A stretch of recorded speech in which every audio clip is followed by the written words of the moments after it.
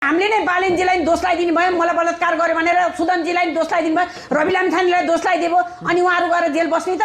एउटा महिलाले रिस उठ्यो भने देख्नु भएन माइतीको राम मण्डलमा मलाई बालेनले बलात्कार गर्यो भनेर रुँदै बसेकी थिए महिला हो। त्यो महिलालाई किन लगेर थुनिएन त? त्यो महिलालाई लगेर थुन्नु पर्यो कि बालेनजीलाई लगेर थुन्नु पर्यो त? एउटा बोलेकै आधारमा एउटा रोएकै आधारमा लाने हो भने सत्य तथ्य प्रमाण नभइकन कसैलाई पनि थुन्न पाइन्छ। हुन त प्रमाण नभएपछि छोड्नुपर्छ, समाएर सोधपुछ गर्न पाइन्छ, अधिकारको कुरा हो। सोधपुछ गर्न लग्ने तर हतकडी लाएर लान पाइँदैन।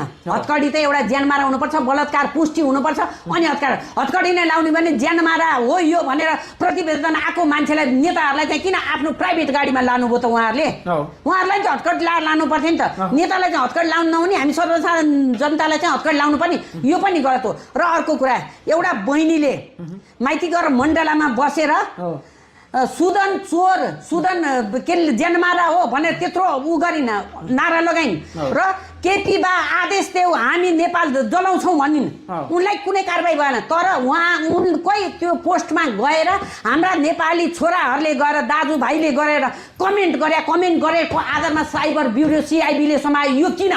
यो पनि गलत हो।